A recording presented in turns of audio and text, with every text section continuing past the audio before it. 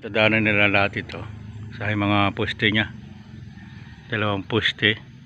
Tapos ito ang gagawin namaya ay ito ay kakabitan ng bubong tsaka yung gutter doon na ibinin ko dito.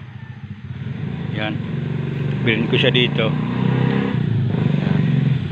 Tapos yung isa naman ay magpapalitada ng mga poste. May dalawa pang poste dito papalitadaan yan tsaka yung nasa dulo doon.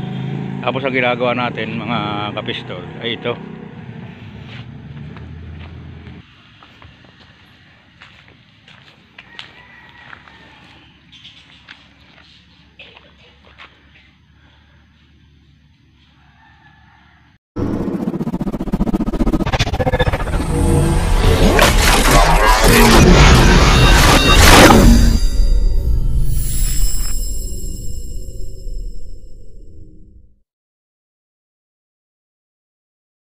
Ginagawa natin dito ito.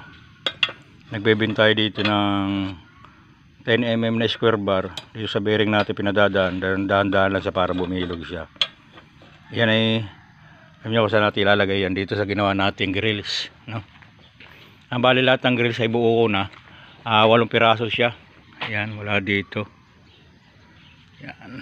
Lahat yan. Tapos gagawa pa tayo ng gate pero papagpahuli natin yung gate. Bali 8 piraso yan. Tapos yung binin natin bakal. Yan dito yan. Dito nakalagay yan.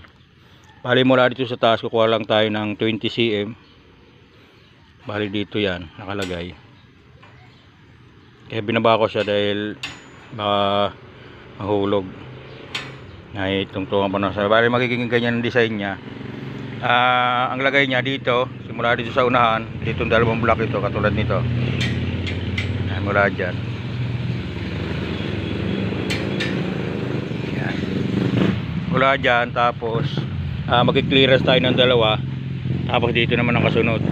Bali ang papasok dyan ay 5 piraso na ganito pares, bali magiging 10 siya. Kaya marami-rami tayong ibeben na square bar na 10 mm. Tapos kakabitan natin to ng cyclone pag natapos yung ating ginagawang pagbeben, ano? Bali ito ay hindi mo na pupluringan tong garaheng ito. Bali tinambakan lang ng bato. Yan, tinambakan lang ito ng bato. Yan, para magandang-ganda pag dumaan yung sasakyan. Bali pinapatambak kasi ito. Medyo pinababa mo ng kaunti. Yung mga poste natin okay na.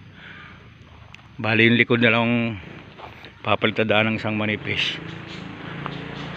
Tapos yung mga ginagawa natin mga bakal. Paano? Pakikita ko sa inyo kung paano mag-bend ito, no?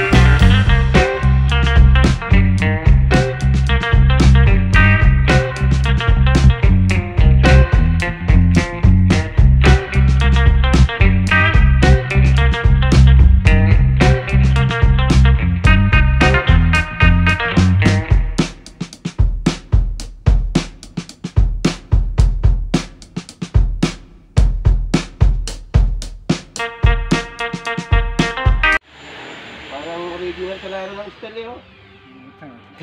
Nagbablog eh. Matang-matang. Bakit ang gaya sa rip? Ano manonood sa'yo? Babasa.